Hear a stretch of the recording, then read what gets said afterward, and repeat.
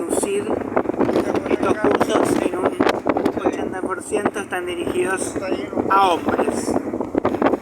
Una señal sorprendente, ¿no?, de la falta de igualdad. Realmente las mujeres parecen no necesitar tanto estos cursos. Aparentemente, si la mujer quiere seducir al hombre, el hombre accede más fácilmente. Pero aún así hay también cursos para mujeres. De todas maneras, vamos a empezar no con lo que pude recabar de estos cursos, que es ciertamente malo, sino con las teorías distintas del amor. Vamos a empezar rápidamente a hacer un pequeño raconto. Para Platón, el amor no es platónico. La teoría más famosa de Platón, que es la idea de que hay una realidad verdadera a la que no tenemos acceso y a la que no podemos tocar ni ver, eso lleva a esta idea de que los amores que no se tocan, que no se concretan, se llaman amores platónicos. Sin embargo, en la obra de Platón, en el Fedro, se recomienda la promiscuidad, por supuesto de una forma más plena de lo que en la actualidad se suele recomendar.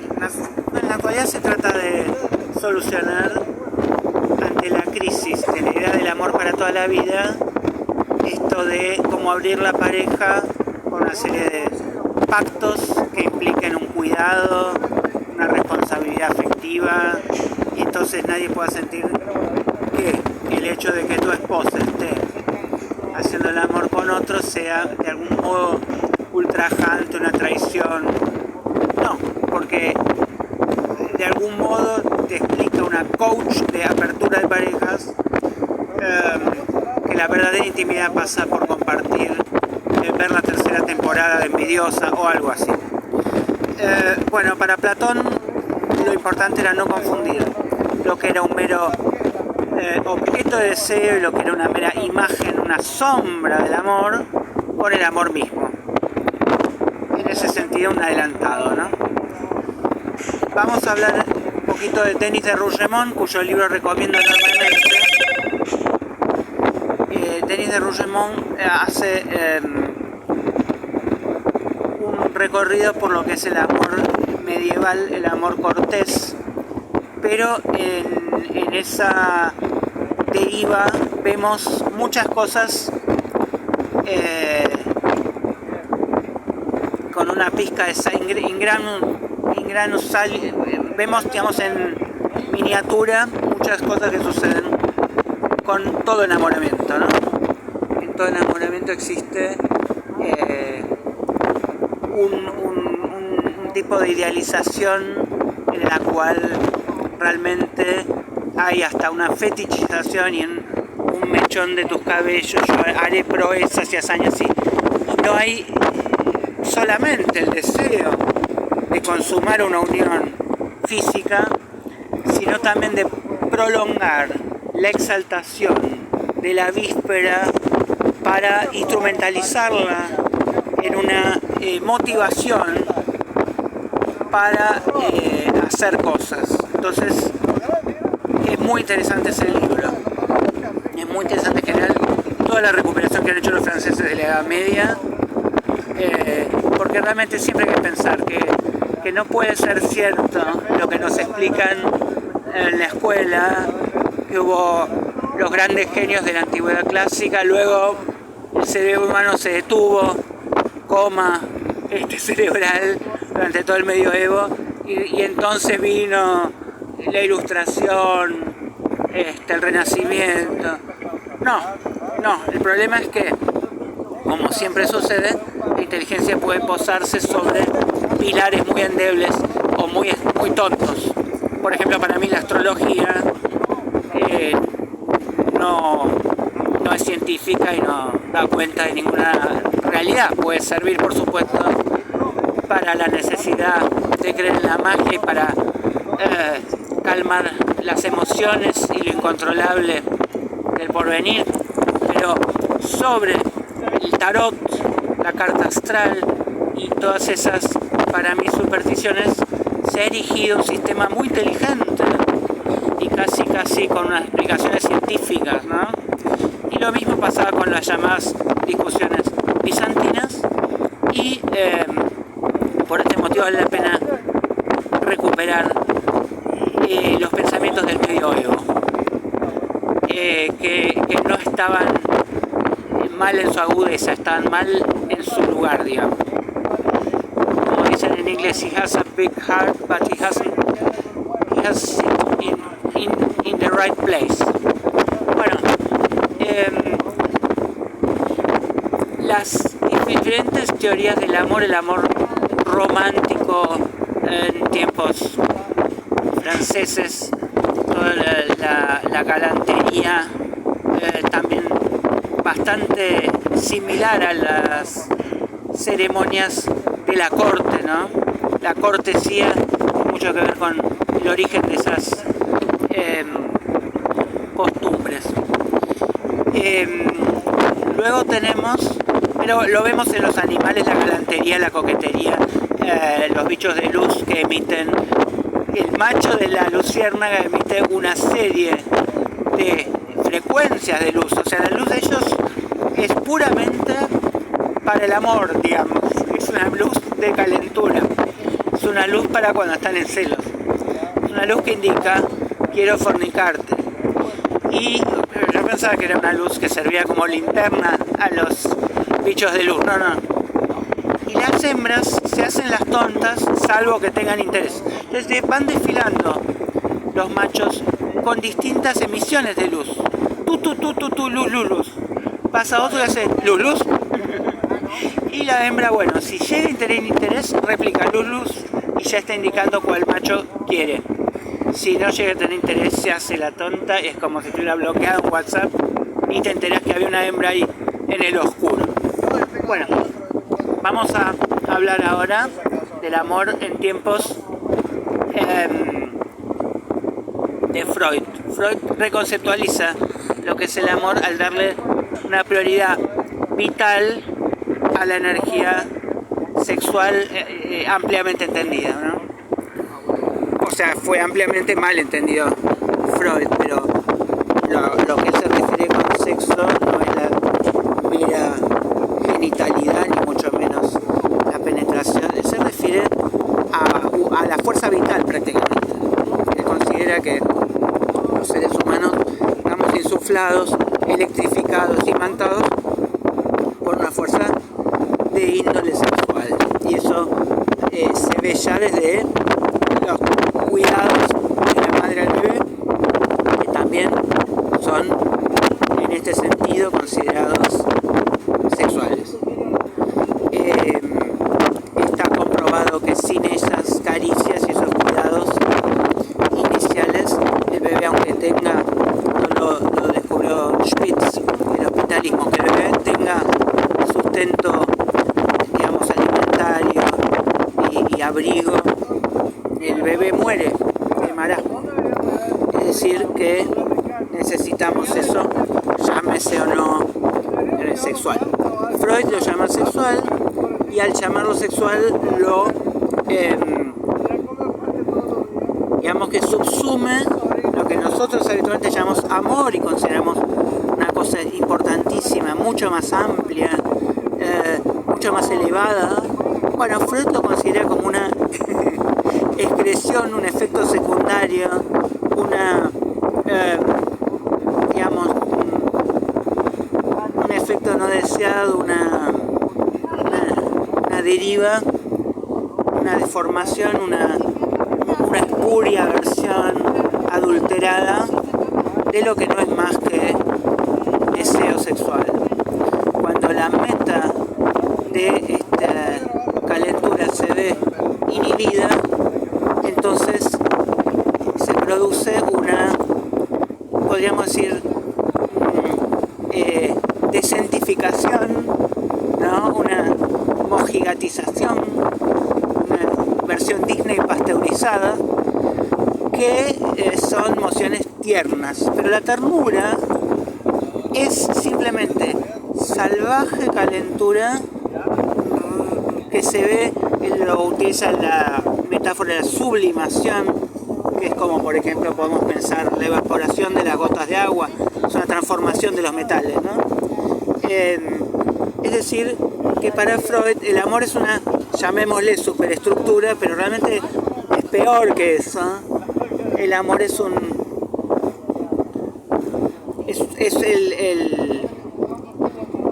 el premio consuelo. El amor es cuando no se puede lo verdadero. Bueno, tenemos después, por supuesto, esa prohibición que es tan importante, que no se puede lo verdadero, entre familiares y todo, lleva a la deseable ternura, a la amistad. Es decir, en el fondo de cualquier amistad para Freud hay impulsos homoeróticos. Así que como materia prima para producir vinculaciones cariñosas, no es que prefiramos cogernos entre todos, no es que Freud prefiera eso, pero sí que invierte un poco la jerarquía de valorización que tenemos usualmente hacia el amor,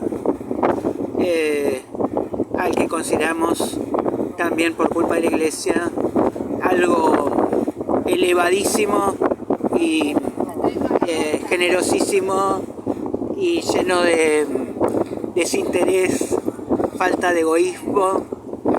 Bueno, no es esa la base con la que se construye, con la que se entrama, con la que se alquímicamente argamasa el amor para Freud. Vamos a ver ahora cómo lo conceptualiza el norteamericano Irving Singer. Él llega a la conclusión, luego de investigar a los polacos y a los italianos enamorándose en Estados Unidos porque coinciden en la Iglesia Católica, luego de muchos casos, él llega a la conclusión de que el amor no es más que una atribución gratuita de valor, una atribución gratuita de valor. Ya en esto se aparta de Freud, que jamás diría gratuita. No porque siempre haya que pagar, los psicoanalistas siempre te dicen que la transferencia no es buena, no hay compromiso, si no pagas, no porque siempre haya que pagar, no en ese sentido de gratuito. Los psicoanalistas saben mucho de amor, de hecho utilizan el amor infantil hacia los padres durante la terapia. Una buena terapia es una especie de alucinatoria regresión a ese estadio. Por eso es que los psicólogos no tienen que cogerse a los pacientes, porque incluso sería no solo éticamente condenable en sí por romper el pacto profesional, sino porque en el estado en el que está el paciente, si realmente se logra esa buena transferencia, es un estado infantil. Es como si abusaran de un menor. Bueno, vamos a hablar entonces de esa idea de atribución gratuita de valor, que es como dice Patrick Lecon, la gente es toda igual, simplemente amamos a algunos más que a otros. Entonces, para Freud habría razones determinadas para amar a unos más que a otros, que no las decide por la voluntad, pero bueno, mucho más universalista, Irving Singer dice que podríamos enamorarnos de cualquiera, que de hecho los actores hacen de enamorados, se enamoran, el famoso enamorarse de a oídas, oí que era muy bella tal por una carta, ¿no? El enamorarse en Much Ado About Nothing, la versión de Shakespeare en la cual se le dice a cada una de las partes que el otro está enamorado de él y eso genera enamoramiento. Después tenemos que hablar ahora de Erich Fromm, que no coincide con Freud y habla en un libro llamado El arte de amar. No es el primer libro con ese nombre, el primer libro con ese nombre lo escribió el poeta latino Ovidio, el Ars Amandi, que en realidad es un libro de autoayuda para el levante. Recomienda hacerse el amigo primero. Bueno, todo lo contrario de los cursos actuales que recomiendan evitar la friend zone, que siendo muy buenito y muy con pinche y con mucha camaradería y estando siempre disponible y siendo generoso.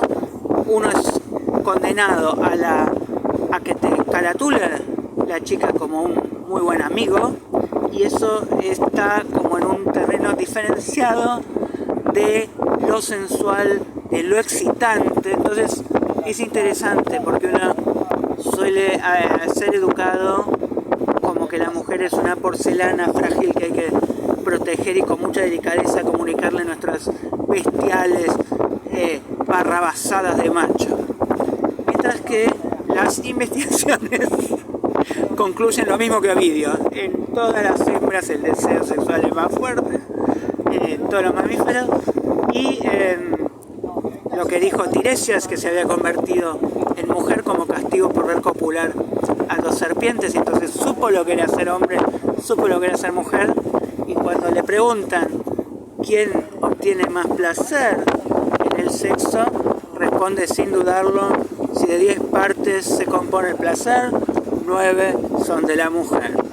Y esto también es fácil de advertir de la manera más empírica, más química y más física, advirtiendo simplemente la cantidad de nervios, digamos, de terminaciones nerviosas que hay en los respectivos genitales, ¿no?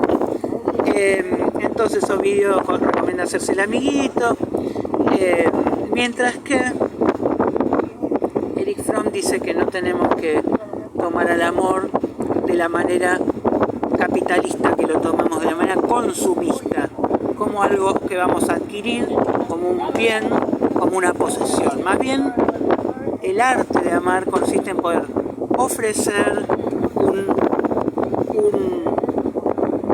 algo para dar, ¿no es cierto? Nosotros queremos darte cuando nos enamoramos, y él habla mucho, ya apartándose de lo que sería para Freud, que uno se desprende del amor a sí mismo y pierde vanidad, pierde potencia, pierde confianza en sí mismo. El enamorado es un humillado, escribe Freud, desde el punto de vista de que ha derivado la libido yoica al libido objetal. Suena vocabulario complicado, pero es una pavada. Es que hay un yo y un objeto de deseo. La libido es la energía sexual con la que se insufla la vida, y no hay una cantidad ilimitada.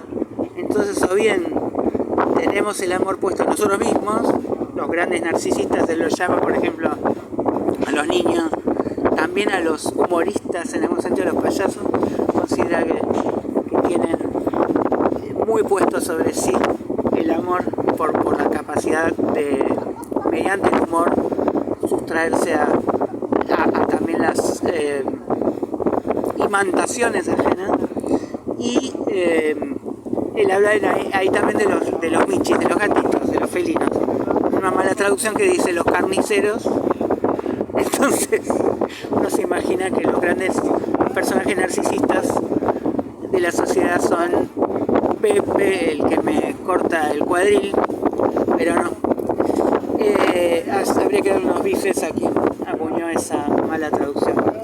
Bueno, vamos a ir concluyendo con un tema de batería, de que no me puse las pilas, sino cargué el celular con el que estoy dando esta clase.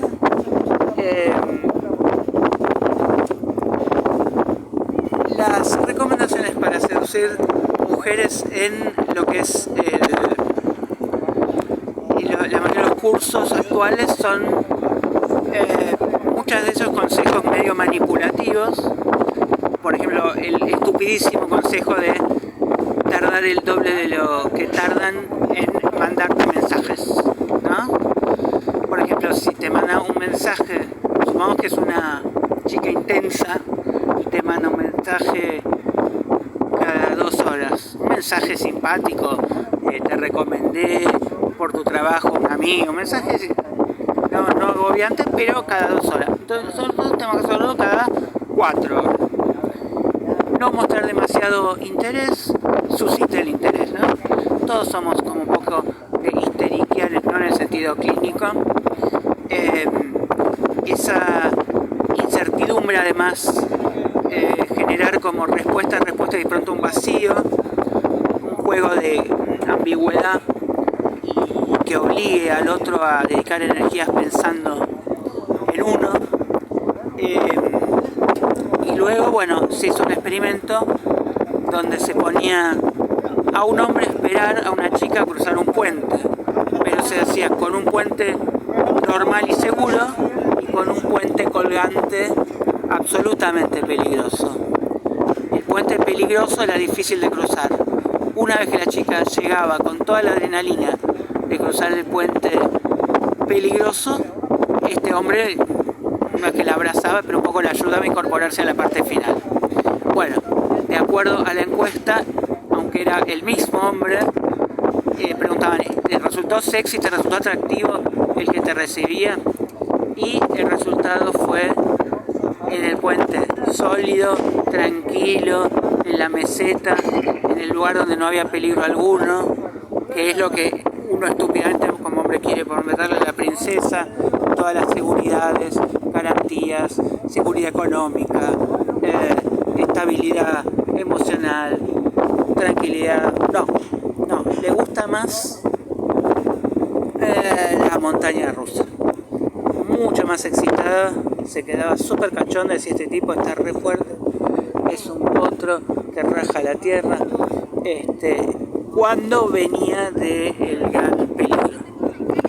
Bueno, una serie de cosas, muchas de ellas destinadas a que el varón pierda miedo a la mujer, a que el varón tenga confianza en sí mismo como para atreverse a encarar, y también sobre todo a que tenga miedo, no tenga miedo al rechazo, es decir, que sufra un par de rechazos y se dé cuenta que no duelen tanto, que no pasa nada, que un clavo saca otro clavo, que hay muchos peces en el agua y que la práctica es el maestro, que cuando uno se tira un lance, encara a 1000 mujeres, la número 1001 no importa tanto si nos va a decir que sí o que no, pero entonces ya vamos bien entonados, bien cancheros, no temblamos, no se nos cae un hilo de baba, no nos sale un hilito de voz.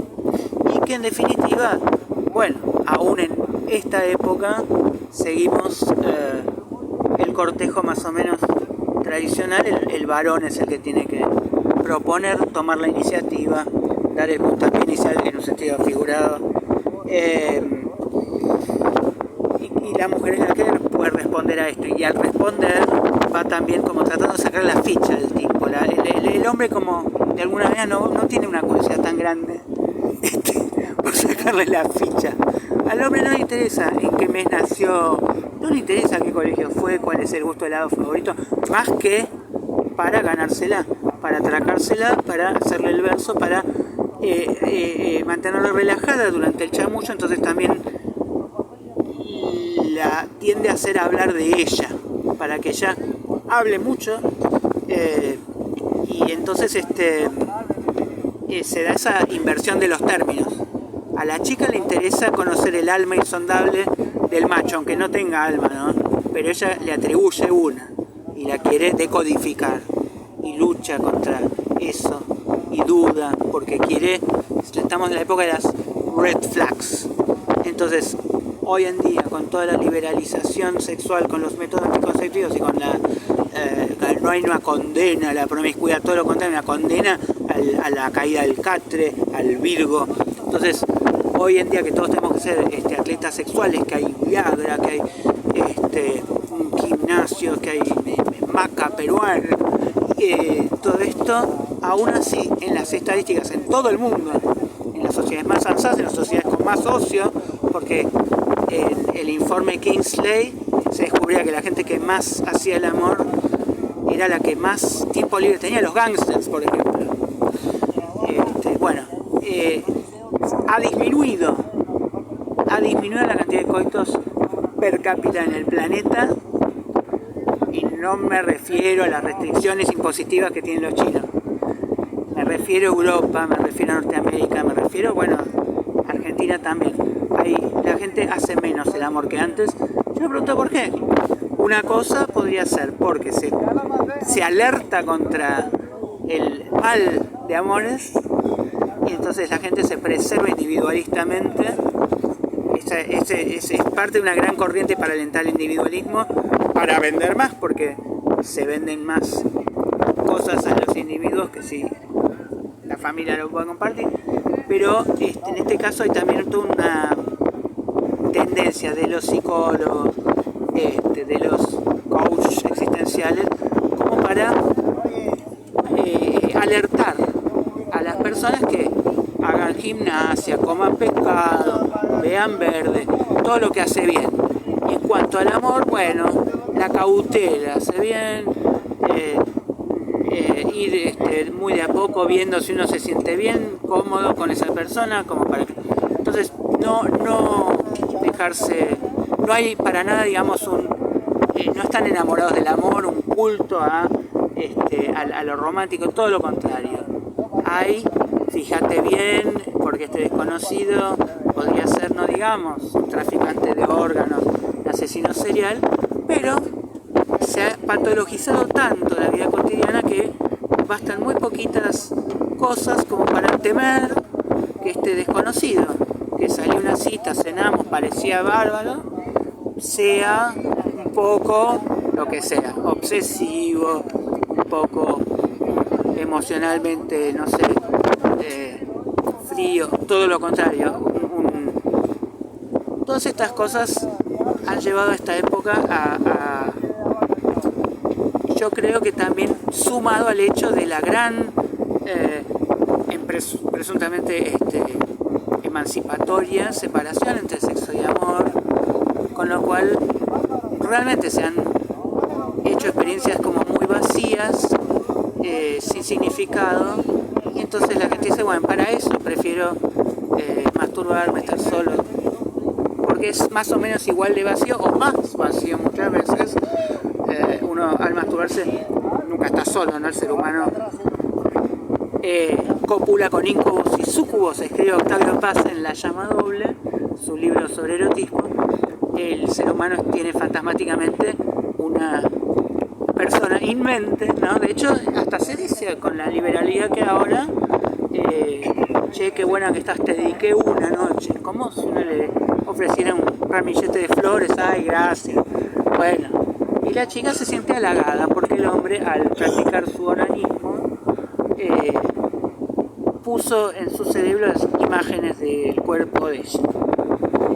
Entonces, a este extremo hemos llegado, que no es de deshumanización, es de una cosificación celebrada, pero tenemos que pensar entonces cuál es el significado del amor, si lo vamos a exaltar o condenar, y cómo la intimidad pasa por una buena conversación, la importancia de la confianza, la importancia de, en realidad yo diría, frente a tantas alertas que parecen toda la tradición estúpidamente racionalista de los filósofos griegos, que en lugar de ver la realidad la deducían imaginativamente, una conexión distendida en la cual se puedan compartir experiencias e ir conociéndose de verdad con la mayor honestidad intelectual y emocional posible, en la cual uno no se sobreadapta, en la cual uno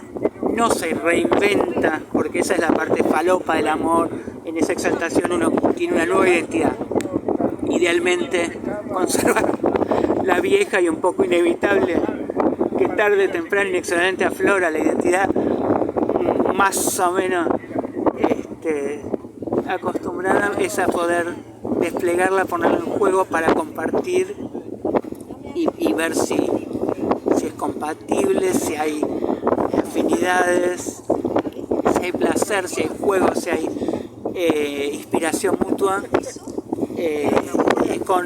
con poco cálculo, no con planificaciones económicas para hacer esas sociedades, esas parejas que, bueno, esos matrimonios muchas veces son como lo eran antiguamente, como era la venta de esclavos, como era la venta de la esposa y como era la conservación con los matrimonios arreglados de las fortunas de las familias. Todo esto es un tema totalmente diferente de lo que es la conexión emocional profunda, honesta y también involuntaria, absolutamente ajena a la parte que controlamos de la mente y del corazón, ¿no? Bueno, vamos a tener que dejar por ahora. Hasta luego.